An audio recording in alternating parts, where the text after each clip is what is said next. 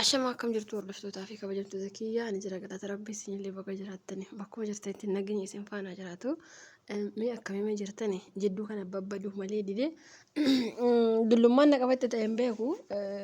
xiqqoodhatti jajjabaatti bara kana keessa maaliif akka ta'een beeku diddinatti jabaatte waaqe ergi hordoftoonni kiyya na jaallachuu qabanii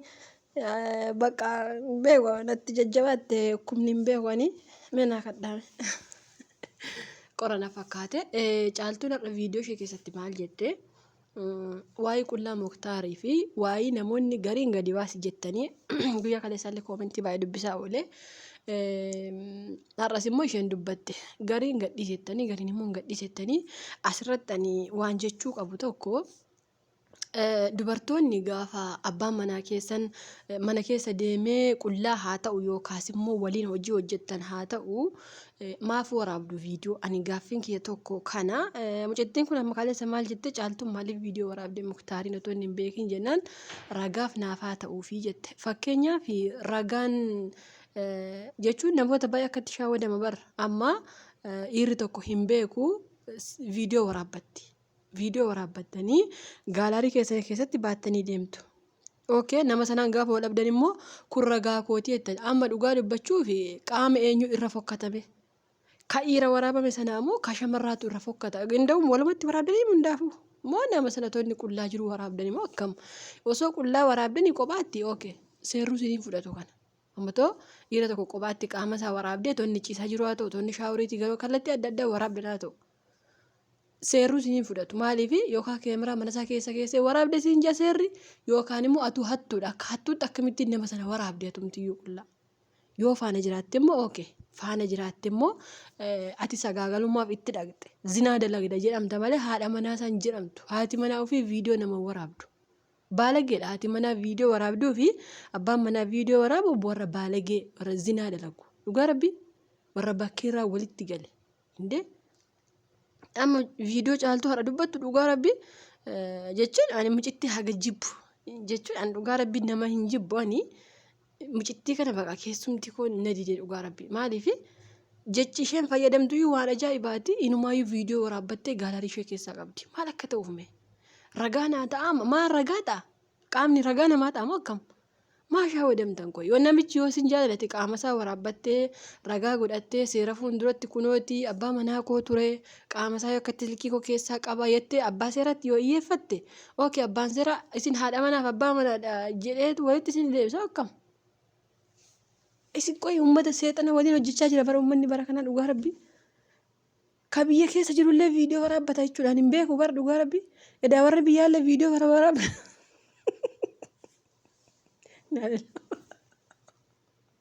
Ima gubanni koi dhugaa rabbi warri biyya fagoo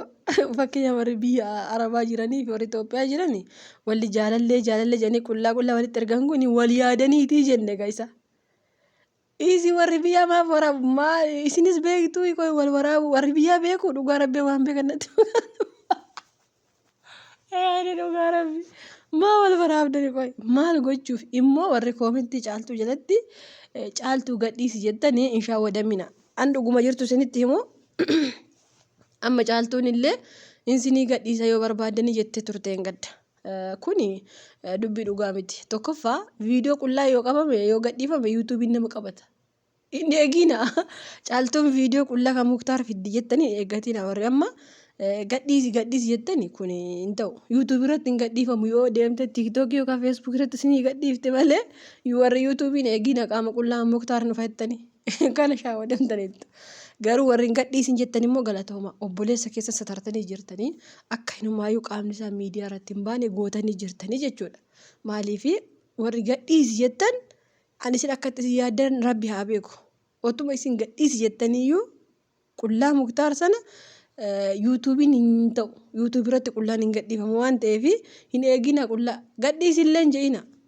hin gadhiifamu hin danda'amu kaa seera bitaa an dhuguma sitti hima bara dhugaa rabbiin garuma gubate ta'a ashaara'u malee an dhuguma sitti hima abbaan kijibuu danda'a qullaan YouTube irratti hin eegina warri qullaa fidi jechaa jirtan hin danda'amu yuutuubiin eeyyamu dhugaa rabbi yuutuubiin eeyyamu otuma caaltuun aartee gadhiifteeyyuu yuutuubii yeroo suma ishee qabata isinii galee kanaaf fidiin jedhiina yoo karaa tiiktookii karaa feesbuukii yoo isinii fiddeen beekooga inna abbaan manaa ishee ta'e abbaan mucaa ishee ta'e caaltuun hin gadhiiftuyyuu malee gadhiisuu hin qabdu jechuudha osuma caaltuun dogoggortee gadhiifteeyyuu gadhiisin jettanii isin maatti gootu qaama isa qaama normaal waama irri baatu baata bakka maal gootu maal isinii garuu intaloo taazzabamtuu kana taazzabeen maal gochuuf waraabbatte maatti gooti ani dhugaa rabbi anamma dhiironni yeroo tokko shama haati manaa isaanii hattee viidiyoo waraabbattee gadhiiftu gaafa walalanfa gadhiifti bar amma dubartii tokko waggaa 2 fixxannaaf fakkaata abbaa manaa waliin wadhabani ijoollee 3 qabannaaf fakkaata ijoollee 3 qabanii viidiyoo isaa gadhiifte inni hin beeku akka ishee waraabbatteettu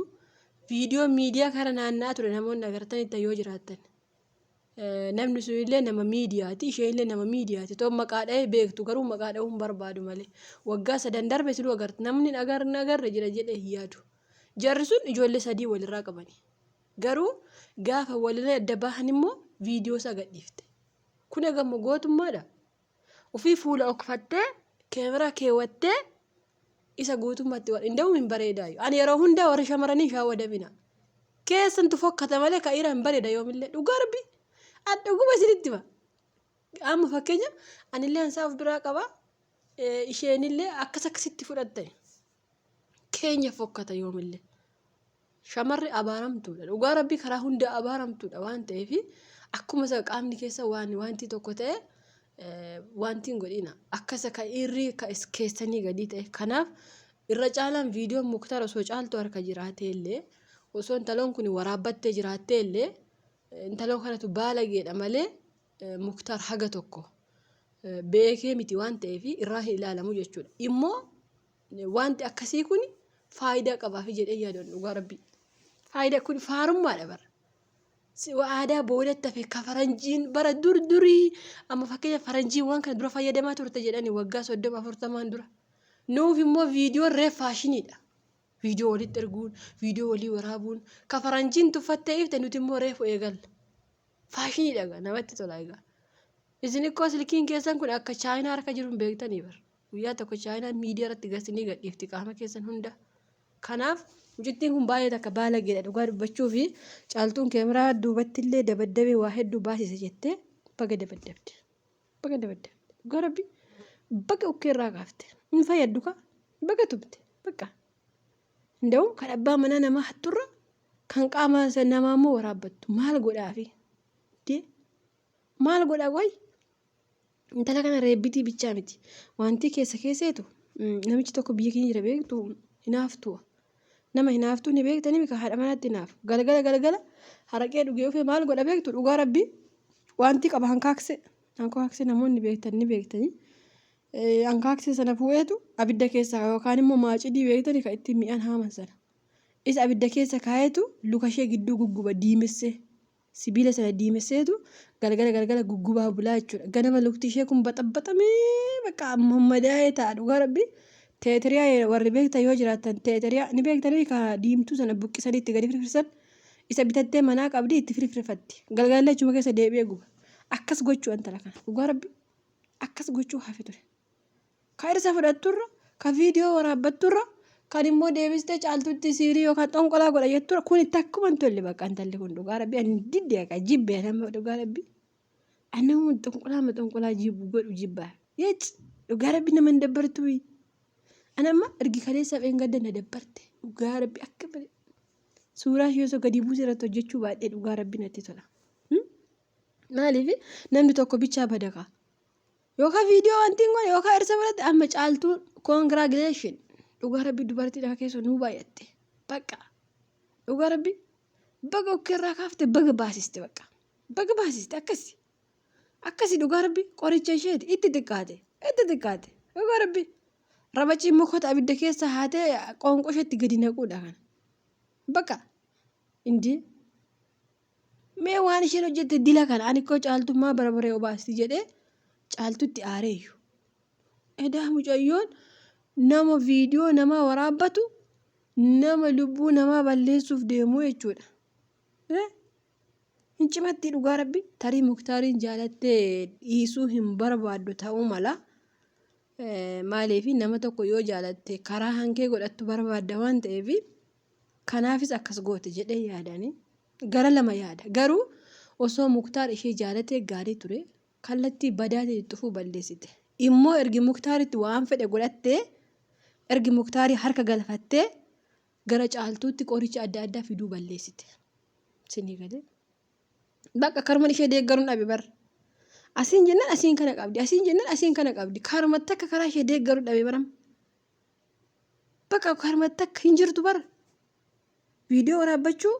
qoricha nama gochuu bakka waanummaa isheen gootu yoo akkati dhugaa ragganii waan akka isheen deeggaru mucittii kan. Abboo nama malki baqqaa fayyaa kana dhugaa rabbi. Bareedditti kan rabbiin maaf akkas godhe ishee uume. Indee innaa caaltuun har'a baay'ee takka sodaattee jirti. Maalumaaf rabbisin haa eegu garuu waagaa keessa nyaatta dhiisin sadan. Caaltu obboleessa muktaar obboleessa caaltu isin eeggadha. Yookaan mana sana achi jijjiiradha yookaan immoo eeggadha. Haga ishee nyaachiftan caalaa ganaa nyaattani. Kana isinuu beekadha ta'a. Har'a caaltuun baay'ee takka sodaattee jirti yeroo viidiyoo hojjettu agartanii. Baay'ee sodaattee jirti. Maaliif waan sodaatamuu qabu as atadha nama tokko reebdee hiitee garaftee silkii irraa fudhattee rafeen bulaan soba. Dhugaa rabbi maan namichi ofirraa du'eera seetema ofirraa deeffata. Kanaafuu caaltuu osoo mana ishee jijjiirattee baay'ee natti tola. Gurbaan sunii fi obboleessi muktaarillee osoo jalaa miliqanii baay'ee natti tola. Maaliif anaan machuma galgalee beeka akka isheen irraa kaffalattu.